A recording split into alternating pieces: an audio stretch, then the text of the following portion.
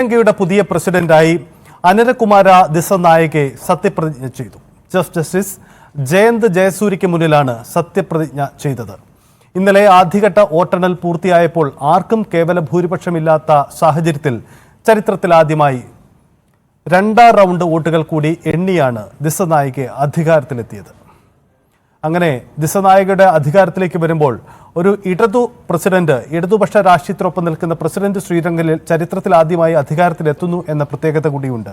ശ്രീലങ്കൻ രാഷ്ട്രീയത്തിൽ ഇത് എന്ത് തരം മാറ്റമുണ്ടാക്കും എന്നതും പ്രധാനപ്പെട്ടതാണ്.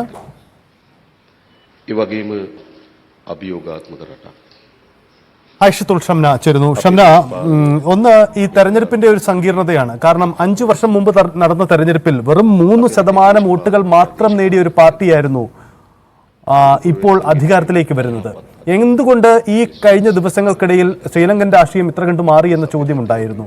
എത്ര കണ്ട് ഒരു വിജയമാണ് അവിടെ ഇപ്പോൾ സംഭവിച്ചിരിക്കുന്നത്? തെരഞ്ഞെടുപ്പ് ഫലത്തിന്റെ വിശദാംശങ്ങൾ എങ്ങനെയാണ് ഷംന? സജിത്, തീർച്ചയായും വലിയൊരു ജനപിന്തുണയോട് കൂടി തന്നെയാണ് ദിസനായകെ അധികാരത്തിലെത്തിയിരിക്കുന്നത്. ആകെ പോൾ ചെയ്ത വോട്ടുകളിൽ 51% ദിസനായകെ നേടിയിട്ടുണ്ട്.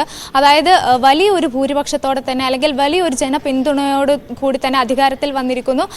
അത് നമുക്കറിയാം, 2022 സാമ്പത്തിക മാന്ദ്യം അത് തീർച്ചയായും ഈ തെരഞ്ഞെടുപ്പിൽ പ്രതിഫലിച്ചിട്ടുണ്ട്. അതിൻ്റെ ഉദാഹരണം തന്നെയാണ് ഈ തെരഞ്ഞെടുപ്പ് ഫലം എന്ന് പറയുന്നത്. 2022 രാജപക്സെന്റെ അന്ന് കുടുംബവാഴ്ച അന്ന് അവസാനിച്ച് അത് കൃത്യമായി ഒരു ജനരോക്ഷമായിരുന്നു, അല്ലെങ്കിൽ പ്രക്ഷോഭത്തെ തുടർന്നാണ് അന്ന് അധികാരത്തിൽ നിന്ന് അവർ പുറത്താവുന്നതും അതിന് പിന്നീട് റെനൽ അധികാരത്തിൽ വരുന്നത് ആ ഒരു പ്രക്ഷോഭത്തെ തുടർന്ന് നടന്ന ഒരു വോട്ടെണ്ണൽ അല്ലെങ്കിൽ അത്തരം ഒരു സാഹചര്യത്തിലാണെങ്കിൽ ഈ തെരഞ്ഞെടുപ്പ് കൃത്യമായി ഒരു ജനപിന്തുണയോടുകൂടി തന്നെ വരുന്നു. ഇന്ത്യയെ സംബന്ധിച്ച് വളരെ നിർണായകമായ, അല്ലെങ്കിൽ ഏറെ ആകാംക്ഷയോടുകൂടി നോക്കിയിരുന്ന ഒരു തെരഞ്ഞെടുപ്പ് ഫലം കൂടിയായിരുന്നു ഇത്. കാരണം നമുക്കറിയാം, ഈ JVP അവർ 1965 രൂപീകരിക്കുന്നത്. അതിനുശേഷം 70 തന്നെ ശ്രീലങ്കയിൽ ഉടനീളം വരുന്നു.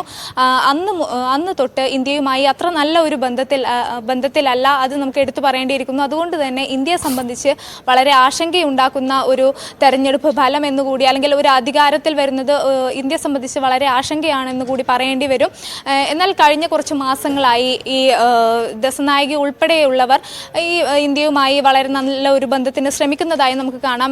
ഡൽഹിയിലടക്കം കൂടിക്കാഴ്ചകൾ നടത്തുന്നു, വിദേശകാര്യമന്ത്രിമാരുമായി കൂടിക്കാഴ്ച നടത്തുന്നത് നമുക്ക് കാണാം. ഈ സാമ്പത്തിക മാന്ദ്യം കൃത്യമായി ഈ തെരഞ്ഞെടുപ്പിൽ പ്രതിഫലിക്കുമെന്ന് മുൻകൂട്ടി കണ്ടുകൊണ്ട് തന്നെ ഇന്ത്യയും അത്തരത്തിൽ ശ്രീലങ്കയുമായി നല്ലൊരു ബന്ധത്തിന്, അല്ലെങ്കിൽ JVPയുമായി നല്ലൊരു ബന്ധത്തിന് ശ്രമിക്കുന്നതായും കഴിഞ്ഞ കുറച്ച് മാസങ്ങളായി നമ്മൾ കണ്ടിരുന്നു. അതുകൊണ്ട് തന്നെ വരും ദിവസങ്ങളിൽ, അല്ലെങ്കിൽ വരും മാസങ്ങളിൽ തന്നെ ഈ ഇന്ത്യ ശ്രീലങ്ക ബന്ധം ഇനി നമുക്ക് നോക്കി കാണേണ്ടതുണ്ട്. കൃത്യമായി പറയുകയാണെങ്കിൽ 2014 മുതലാണ് ഈ ദിസനായകെ കൂടുതലായി ഈ രാഷ്ട്രീയത്തിലേക്ക് ഇറങ്ങുന്നത്, അല്ലെങ്കിൽ JVPയുടെ മുന്നണി നിരയിലേക്ക് വരുന്നത്. അതിനുശേഷം 2022 വലിയ പ്രക്ഷോഭങ്ങൾ ശ്രീലങ്കയിൽ ഉണ്ടായപ്പോൾ അന്നാണ് യഥാർത്ഥത്തിൽ ദിസനായകെ എന്ന നേതാവിനെ ശ്രീലങ്ക കാണുന്നതും.